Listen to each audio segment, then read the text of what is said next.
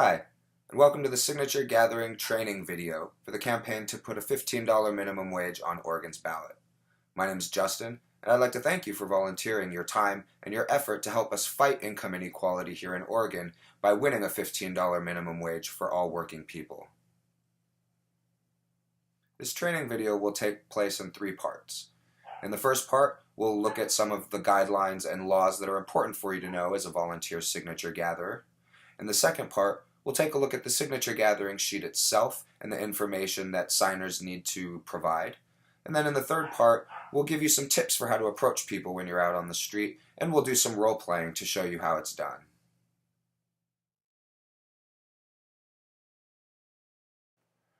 If you look in your packet, you'll see the petition guidelines and requirements. So for circulators and signers, for circulators, each petition circulator must personally witness each signature collected. It's not okay or enough for you to just be in the same room or in the general area. And this is important not only legally, but as we'll talk about later, it's important for just the practicality of getting valid signatures as well. It's also, each petition circulator must complete the circulator certification after witnessing all of the signatures collected on a sheet. We'll talk a little bit more about that in a minute. As far as the signers, each person who signs must provide an original signature that they sign themselves, and it needs to match the signature on their voter registration card, which should just be their normal signature. And they have to be an active registered voter. If they're not registered at the time to vote that they're signing, or if their registration has expired, then their signature will not count, and they shouldn't be signing the petition. Okay, so prohibitions, things that it's not okay, things that it is against the law for both circulators and signers to do. So for circulators, it's against the law to circulate a petition containing a false signature. No false signatures allowed, no fake signatures allowed. It's against the law to attempt to obtain the signature of a person who's not qualified to sign the petition, right? Like someone who's not registered to vote or someone who doesn't live in Oregon. It's against the law to make false statements, so you can't tell people that signing the petition will make sure all GMOs get labeled, right? It's the petition for a $15 minimum wage. It's against the law to offer money or anything of value to another person to get them to sign or not sign the petition. It's against the law to sell or offer to sell signature sheets. And it's against the law for you to write, alter, or correct the signature sheet in any way. If a mistake is made, the person who's signing needs to cross it out, make the correction themselves, and then put their initials to verify that they made the change. For signers, it's against the law to sign another person's name. It's against the law to sign the petition more than once, and it's against the law to sign the petition if you're not a registered voter. On the back side of the petition guidelines and requirements is information about circulator certification. After you've gotten signatures on all the lines on a petition sheet, you'll need to sign and date the bottom, basically to certify that you, the circulator, are the one who collected the signatures. So this sheet here, the circulator certification sheet, basically has information on how to fix any errors that you might make when you're signing and dating the petition sheet in order to certify it. Things like if you only sign with your initials, right, when you're supposed to sign with your full name, things like that. So it'll show you and tell you how to fix any of those mistakes that you might make. We'll talk more about how to certify the petition sheet in the next section.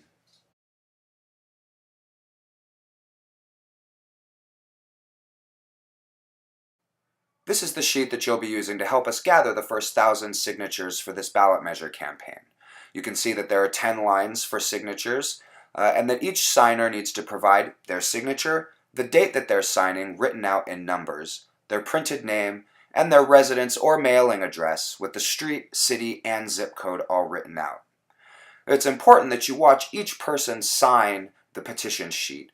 Again, not only because it's legal, but because if you don't watch, then people will make mistakes, and those mistakes will be reason to throw the signature out so it doesn't count as up against the final total.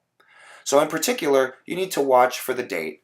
If one person puts the wrong date, then everyone who signs the sheet after them will probably put the wrong date also. And you also need to pay attention to the mailing address. And make sure that they not only put their zip code, but that they don't abbreviate the name of the city that they live in. The name of the city needs to be written out completely. Make sure people signing the petition write legibly. And remember, if the signer makes any mistakes on the petition sheet, you're not allowed to make those corrections for them. They need to write over the mistake or cross it out and write again, and then they need to initial where they crossed out and fixed their mistake. And once you're ready to turn in your signature sheet, you need to certify it. As the circulator, it's the last thing that you need to do is certify the petition sheet. So you can see here at the bottom of the petition sheet, there's a space for your signature and your printed name.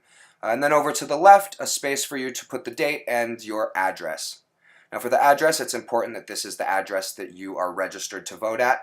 And for the date, you want to make sure that it is the date of the last date that someone signed the petition or later. So if the last date that someone signed the petition is April 28th, then the date that you put there in the certification needs to be April 28th or after April 29th, April 30th. And then down here in the bottom left-hand corner, the sheet number, you don't need to do anything with that at all. That is for the chief petitioner to fill out. Here are a couple examples of what you can have signers do if they make a mistake when they're signing the petition sheet. You can see on the first line, John Doe wrote that it was April 23rd instead of April 24th, so he just wrote a 4 over the 3 in a way that's nice and legible, and then you can see right above it he initialed, put his initials. On the second line, Jane Doe also wrote that it was April 23rd instead of 24th.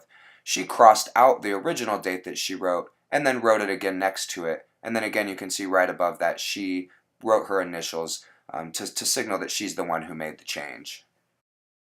If people want to see the language of the initiative before they sign the petition, you can flip the petition sheet over, and all of the language and the changes that are being made to the minimum wage law are right there. Also there is information on the chief petitioners for the ballot initiative, as well as where you can mail petition sheets to if you need to mail them in. At the bottom of the back side of the petition sheet is the instructions and rules and laws and all of that for the circulators that we went over earlier in this training video.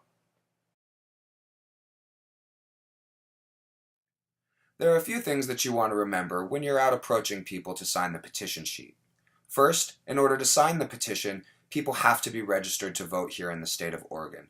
So somewhere in your pitch, you want to make sure to ask and make sure that they are registered to vote and that they're registered to vote here in Oregon, not in some other state. Second, you can't make any false statements to the people that you're asking to sign the petition. So you want to make sure that your statement is short, simple, and straightforward. And if they ask any questions, please go ahead and answer them. But if you don't know the answer, just say I don't know. Don't try and just come up with an answer and put yourself in a situation where you might be making false statements. Third, if people don't want to sign the petition, don't try and convince them. We have to collect over 88,000 signatures in order to put $15 minimum wage on the ballot. And so we don't really have time to chase people down or try and convince people who don't want to sign that they should sign. We really just want to ask people. If they say no, we say thanks, have a nice day, and then we move on and ask the next person to come along. Finally, when someone does sign the petition, you want to make sure that you watch them sign. Again, this is not only for legal reasons, but because people will make mistakes, and we want to avoid as many mistakes as possible because those mistakes could be used to throw out the person's signature. So you want to watch as they sign, maybe even guide them through it, and make sure that they're not making any mistakes as they sign the petition sheet. Now, let's go through some examples. We'll do some role playing and show you how to approach people and how to walk them through the process of signing the petition sheet. Okay, so I'm here with Reeve. He's going to help us do a role play here and show you how to approach people out on the street, what to say, and how to walk them through signing the petition sheet. Ready? That I am. All right. Hi, how are you doing today? Are you registered to vote here in Oregon? Oh yeah, I am. You are? Great, great. Well, would you sign our petition? We're trying to put a $15 minimum wage on Oregon's ballot. Well, that's fantastic. Great, here you go. So first we need you to sign your signature there. And then we need you to put the date. Today's April 25th, 2015. And then go ahead and print your name. All right, and then write out your full address there, street, city, and zip code.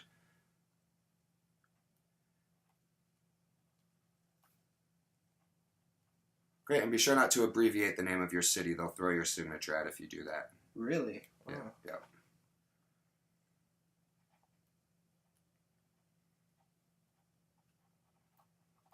Great, thanks a lot. Oh, you know what? Here it looks like you actually made a mistake on the date. You wrote the 24th, not the 25th. If you could just correct that really quickly and then put your initials right above it to indicate that you're the one who made the change.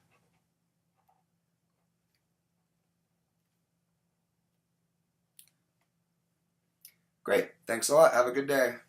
Right on. That concludes our training video. Please watch the video as many times as you need to make sure that you have all the information.